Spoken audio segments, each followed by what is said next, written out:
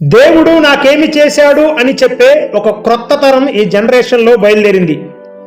దేవుడు నా అప్పులు తీర్చలేదు, నా ప్రేమ విఫలమైంది, అయినా దేవుడు పట్టించుకోవడం లేదు అంటూ నిందలు వేసే ఒక తరం బయలుదేరింది. మనకి ఏది లోటుంటుందో అదే సాతానుగాడు గుర్తుకు తెస్తాడు. అదే ఇవ్వలేదని నిందించమని చెప్తూ ఉంటాడు. ఉపకారాలన్నీ మర్చిపోయేలాగా చేసి ఒక్క కార్యం కూడా నా జీవితంలో జరగలేదని, దేవుడు నా జీవితంలో ఒక్క కార్యం కూడా చేయలేదని ఆలోచించేలా చేస్తాడు.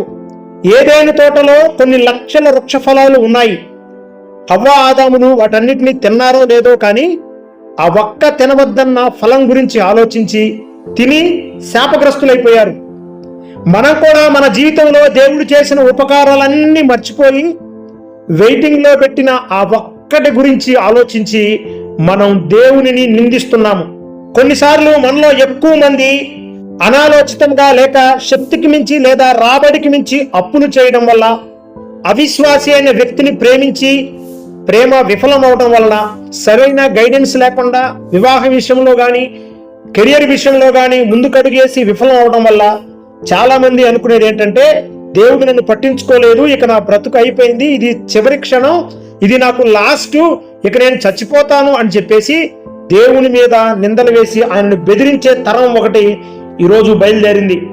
ఈ జనరేషన్లో దారి తప్పిన ప్రతి ఒక్కరు కూడా దేవుని మీద పడి ఏడ్చేవాళ్లే. ఇక నా బ్రతుకైపోయింది, నేను చనిపోతాను, దీనికి కారణం దేవుడే అంటారు. నువ్వు అప్పులు తీసుకునేటప్పుడు దేవుని అడిగి తీసుకున్నావా? నువ్వు ప్రేమించేటప్పుడు దేవుని అడిగి ప్రేమించావా? నీవు వివాహం చేసుకునేటప్పుడు దేవుని చిత్తాన్ని ఎరిగావా?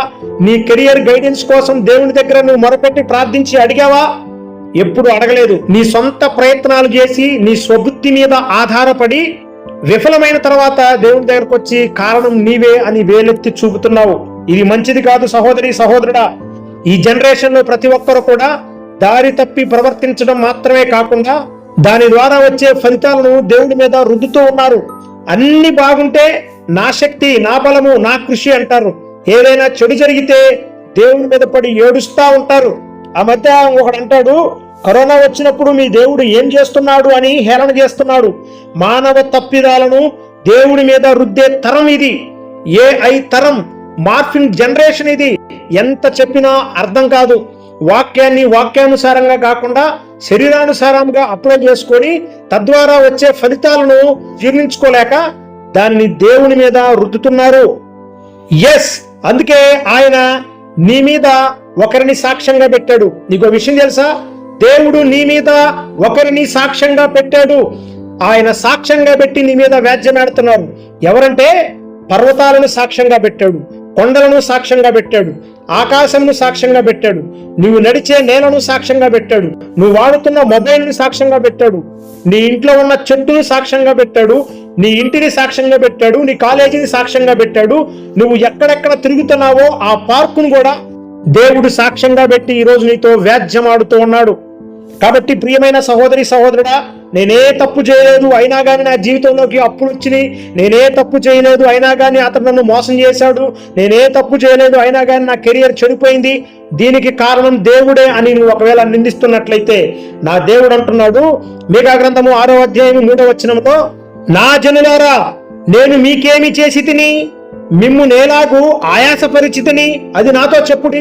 2వ వచనంలో అంటారు, తన జనుల మీద యెహోవాకు వ్యాజ్యము కలదు, నిశ్చలములై భూమికి పునాదులుగా ఉన్న పర్వతములారా యెహోవా ఆడు వ్యాజ్యమును శ్రద్ధగా ఆలకించండి.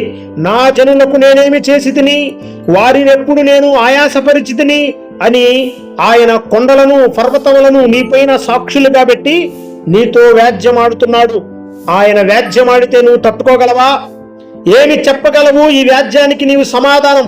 మనుషులకైతే లంచం ఇచ్చి అబద్ధ సాక్ష్యము చెప్పించగలవేమో కానీ దేవుడు పెట్టిన సాక్షులను ఎవ్వరు కూడా అబద్ధమాడించలేరు. దేవుడు నీ మీద నీ తల్లిదండ్రులను, నీ బంధువులను, నీ స్నేహితులను, చివరికి నీ ప్రక్కింటి వారిని కూడా సాక్షులుగా పెట్టి వ్యాజ్యమాడటం లేదు. ఆయన నిశ్చలమైన వాటిని నీ మీద సాక్షులుగా పెట్టి వ్యాజ్యమాడుతున్నాడు. ఎందుకో తెలుసా? వాటికి నోరు లేదు.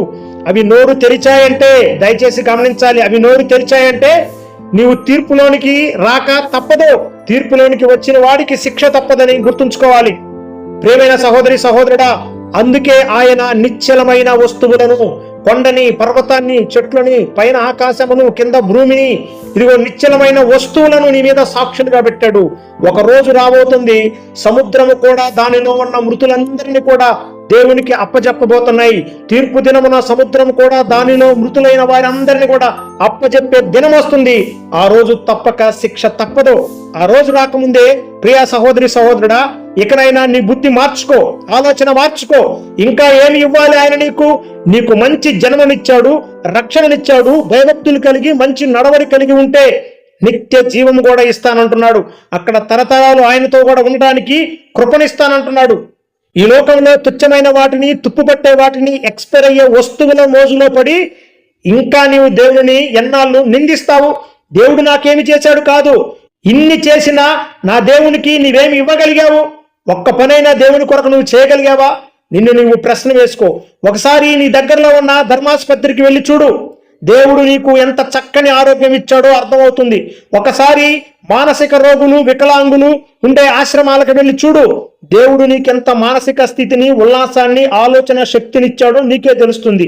ఒక్కసారి రైల్వే స్టేషన్లో, బస్ స్టేషన్లో, రోడ్డు ప్రక్కన, సిగ్నల్స్ దగ్గర దీన దరిద్రపు స్థితిలో ఉన్న వారిని, అంగహీనులను, బలహీనులను, రోడ్డు పక్కన ఉండి భిక్షాటన చేస్తున్న చిన్నపిల్లల్ని ఒక్కసారి నువ్వు చూడు. దేవుడు నీకెంత మంచి భవిష్యత్తుని, జీవితాన్ని ఇచ్చాడో నీకే తెలుస్తుంది. చిన్న చిన్న వాటికే తొందరపడి నోరు జారుతున్నావా? ఇకనైనా నీ వైఖరి మార్చుకో. తీర్పులోనికి రాకముందే నీ వైఖరిని మార్చుకో. నోరు లేని వాటిని దేవుడు నీ మీద సాక్ష్యాలుగా పెట్టాడంటే ఆయన ఇంకా నీకు ఒక అవకాశాన్ని ఇస్తున్నాడని అర్థం. ఇకనైనా పశ్చాత్తాపపడి ఇలా ప్రార్థించు. దేవా, తెలిసి తెలియక తప్పు చేశాను, అప్పులు చేశాను, నా తీరు మార్చుకుంటున్నాను, నా వైఖరి మార్చుకుంటున్నాను, ఒక్క అవకాశం ఇవ్వయ్యా అని అడుగు. అప్పులు తీర్చమని కాదు, అప్పులు తీర్చుకోవడానికి కావలసిన శక్తి నువ్వు ప్రభువా అని అడుగు. జీవితం కట్టమని కాదు, జీవితం చక్కగా నిలబెట్టుకోవడానికి కావలసిన శక్తి నువ్వు ప్రభువా అని అడుగు. బలహీనతను తీసివేయమని కాదు, బలవంతునిగా బ్రతకడానికి శక్తి నువ్వు ప్రభువా అని అడుగు. అడిగితే నా ప్రభు తప్పకుండా నీకు సహాయం చేస్తాడు.